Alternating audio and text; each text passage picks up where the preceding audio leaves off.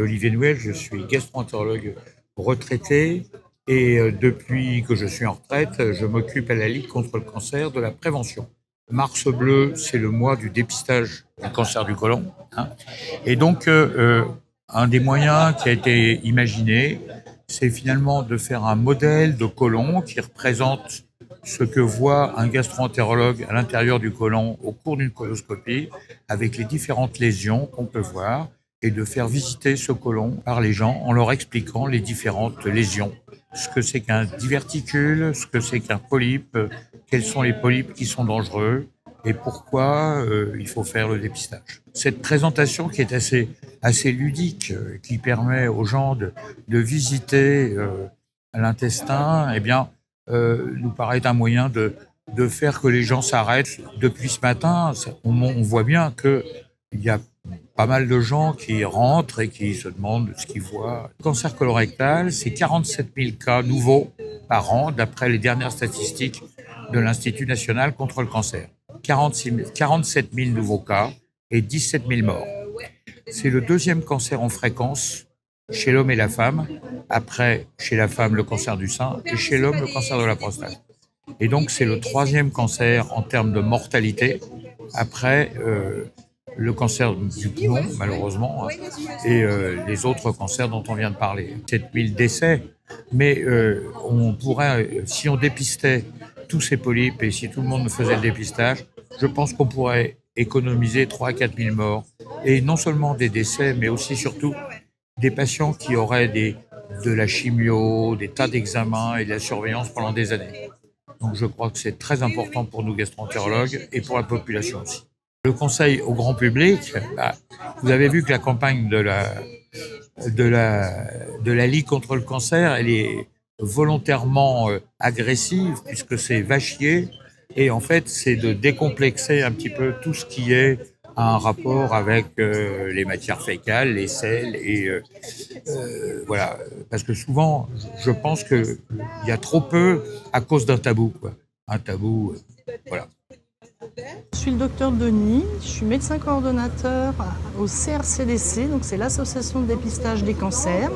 Donc le CRCDC a 3 missions principales concernant les cancers les plus fréquents et ceux pour lesquels on a un moyen d'agir pour faire en sorte qu'on les trouve de façon la plus précoce possible, de façon à ce que les traitements soient moins lourds pour les personnes et que ça puisse permettre de baisser la mortalité pour ces cancers. Le mois de mars est le mois de la prévention et du dépistage du cancer colorectal. C'est une campagne nationale, donc on essaye de communiquer le plus possible dans ce mois-là. Mais le cancer colorectal, c'est toute l'année. Donc il faut y penser le plus souvent possible pour les gens qui sont concernés. Et les gens de 50 à 74 ans, il y a quelques exceptions quand même. Les gens qui ont ce qu'on appelle les maladies inflammatoires de l'intestin, c'est rectocolique, hémorragique, maladie de Crohn. Et les gens qui ont des antécédents personnels, ils ont pu avoir déjà une coloscopie pour une raison X ou Y. Dans ce cas-là, le gastro-entérologue a pu leur dire que ce n'était pas le test qui était pour eux à partir de 50 ans, mais un suivi généralement par coloscopie. Et il y a aussi des personnes qui ont des antécédents familiaux. Si les parents, les frères et sœurs ou même les enfants ont un cancer, ont eu un cancer du côlon et du rectum, ou alors des polypes, pour ces personnes-là, il ne faut pas faire le test, mais bien sûr directement la coloscopie. Stéphanie Janvier, je suis pharmacien d'officine à Trémuson depuis 15 ans.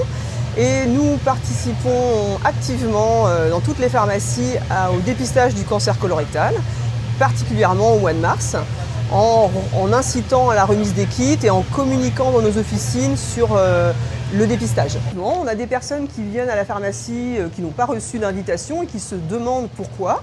Donc soit c'est un critère d'âge, soit les gens sont trop jeunes, moins de 50 ans, soit un petit peu trop âgés, plus de 74 ans.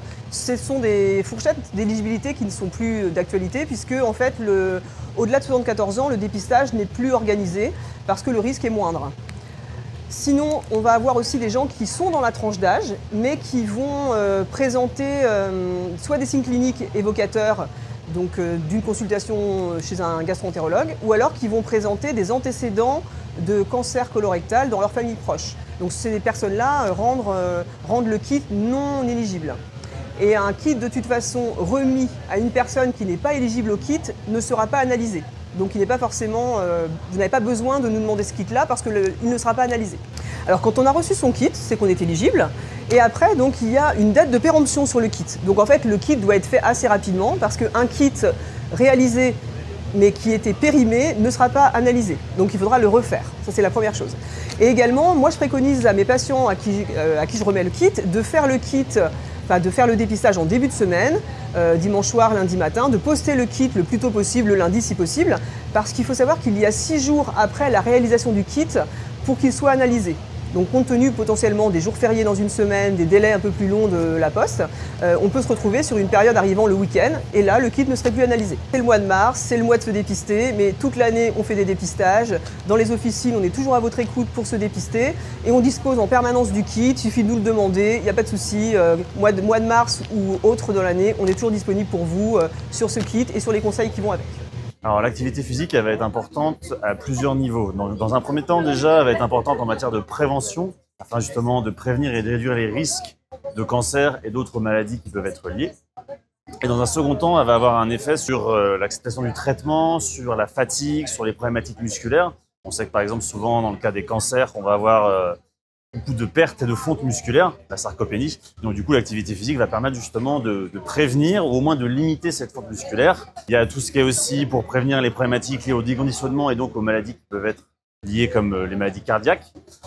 Donc il y a l'aspect physiologique. Il ne faut pas non plus négliger le fait que quand on fait de l'activité physique, il y a aussi des bénéfices au niveau psychologique pour essayer de penser à autre chose, de se vider la tête, d'avoir accès à d'autres choses.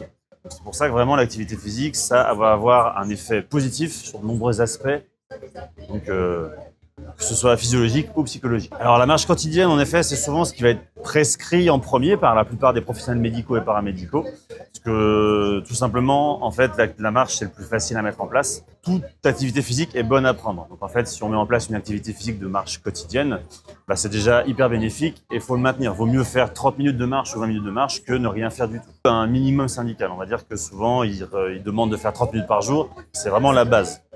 Ça ne va pas compenser si on fait rien pendant 10 heures par jour ou ça ne va pas aider justement à peut-être contrecarrer la perte musculaire liée au traitement, etc., au cancer. Donc du coup, c'est une bonne base, mais il faudrait essayer de mettre autre chose en place. Par exemple, la marche, ça va souvent beaucoup travailler sur l'aspect cardiovasculaire. Ça peut être intéressant de mettre à côté une activité plutôt de type renforcement musculaire. Enfin, le message le plus important à retenir, selon moi, c'est que toute activité est bonne à prendre et que le mouvement, c'est la santé. Donc, peu importe ce qui va être fait, tout aura un effet bénéfique. Je suis Maître Pinero, je suis diététicienne en libéral et je viens ici pour représenter la CPTS. Et pour la prévention des cancers colorectaux, je suis là pour représenter tout le volet alimentation qui est là vraiment pour faire de la prévention sur tous les cancers, parce que l'alimentation c'est le premier pilier au niveau de la prévention des cancers et notamment du cancer colorectal. C'est vrai que l'avantage des diététiciens c'est qu'il est dans l'intimité du quotidien de la personne, on est beaucoup à l'écoute de leur alimentation, du rythme de vie, etc. Donc on peut vraiment jouer certes sur l'alimentation mais sur aussi le rythme de travail, l'activité physique qui a un énorme pilier aussi au niveau de cette prévention-là, du stress, du sommeil, des traitements. Donc on peut vraiment avoir toutes les informations nécessaires pour jouer et dans l'assiette et sur la santé. Au niveau des préventions, elles peuvent être assez simples parce que ça peut toucher un peu tout le monde, pas forcément que les cancers. Donc on va prioriser son apport en fibres, donc fruits, légumes et légumineuses. Dans la même occasion, on va diminuer tout ce qui va être viande et charcuterie. On va vraiment limiter cet apport-là, réduire la consommation d'alcool et on va faire en sorte de bouger tous les jours et prioriser l'activité physique et lutter contre la sédentarité. Vraiment, l'alimentation, c'est un des principaux piliers d'une bonne santé et d'autant plus sur de la prévention du cancer. Et au moment de se faire dépister entre 50 et 70 ans, donc c'est maintenant que ça se joue. Donc, bonjour à tous, nous sommes des étudiants en STAPS au campus Mazier de Saint-Brieuc. Alors, on est venu aujourd'hui ici suite à l'invitation du directeur de la Ligue qui nous a invités ici suite à notre échange d'hier parce que nous avons justement organisé un événement sportif course sur piste à but caritatif pour le début des hostilités du 1er mars, donc Mars Bleu. Au début, on a décidé de soutenir cette cause parce que c'était un cancer qui n'est pas forcément connu par le grand public. Et donc, on s'est dit qu'en faisant un événement autour de son cancer, ça permettait aussi de sensibiliser et de faire connaître la cause et de faire avancer les recherches en alliant le sportif et le caritatif aussi. Donc, du coup, là, on a pu venir ici, on a commencé à visiter le Colon. On a pu échanger avec tout ça, malgré que du coup, on connaît quand même la cause, puisqu'on a fait un événement pour. On s'était déjà renseigné dessus sur le site internet pour voir toutes les actions qu'ils menaient. Et là, le Colon et les avis du médecin et des bénévoles de la Ligue contre le cancer nous ont vraiment permis de pouvoir avoir plus de connaissances là-dessus et puis connaître les durées de dépistage, tout ça.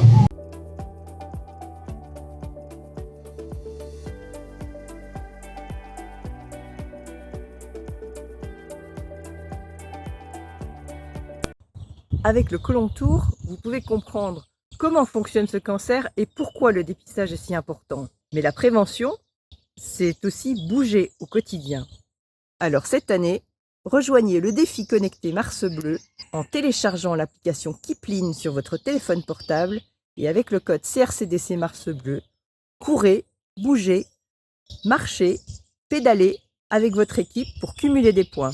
Du 10 au 31 mars, c'est ludique, c'est gratuit et ouvert à tous. Pour Mars Bleu, on se mobilise et surtout, on se met en mouvement.